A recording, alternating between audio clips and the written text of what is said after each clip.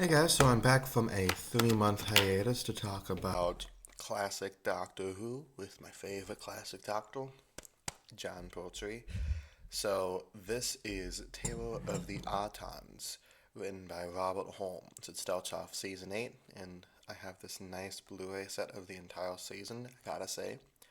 Picture quality really improved. It looks beautiful on Blu-ray, especially Tale of the Ottens, which I haven't seen in a while, but I remember looking like shit visually because of the tape deterioration. They, man, that team over there at the Doctor Who Restoration Department, they put the all in. Fantastic. Anyway, this is written by Robert Holmes, who's written several of my favorite Doctor Who episodes.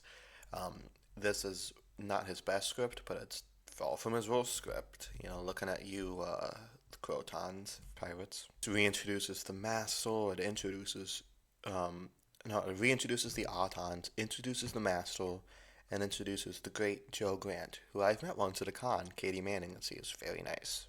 I think my only problems with this story is that it has a rushed ending. It just kind of, it just like just as things are getting going, it kind of just ends out of nowhere. So like, they shoot the master, but it turns out it's just somebody in a master wig, which is the obvious from the master's usual MO. Usually the master's the one wearing the mask, but it was somebody wearing a master mask, so he got away. And he always got away in the end. There's a bunch of silly scenes here which are very dumb, but also enjoyable. Like, those just iconic. Like when the doctor calls, it gets a call from the master, and the master's like, "Goodbye, doctor," and he makes the telephone cord strangle him. That's a crazy scene. I love it. I love how serious John Pertwee takes these ridiculous cliffhangers off the face. It's like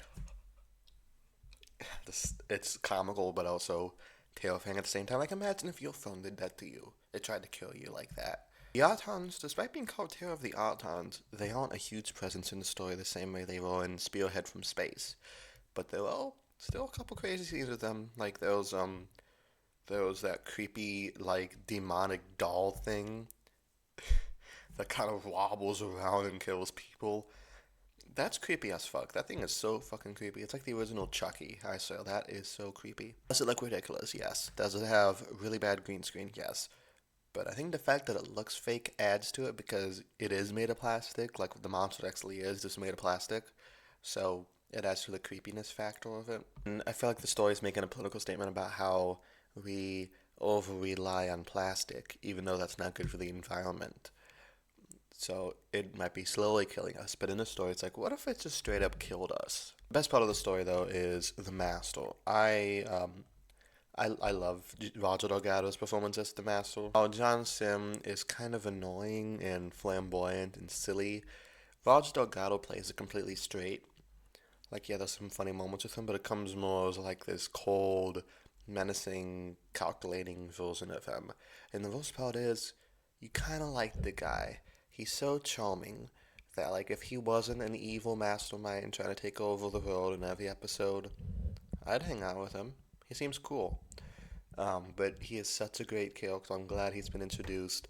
Sad he's only in it for 3 seasons, though, because the tragic car accident that killed Roger, and I think at the end of season 10. I don't really know exactly when he died, but this is kind of a result where the Master kind of overrides the Autons, though, because they're not exactly the focus of the story.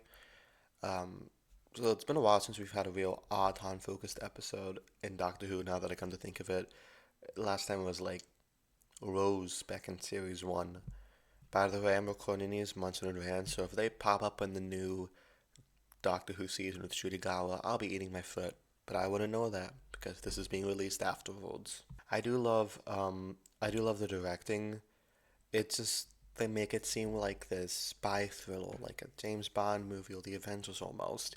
That's why I love this era of Doctor Who. It's so exciting. There's always such energy to it with this big ensemble cast.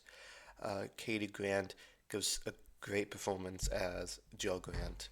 Sorry, Katie Manning playing Jill Grant. She's not like, she's kind of clumsy, a bit inexperienced, but she's so likable that the doctor can't fire her. Like, it's funny how she's like the Brigadier's like, well, why don't you fire her then? I'm not gonna be the one. So then the doctor's about to fire her, but she's just so cute that he can't.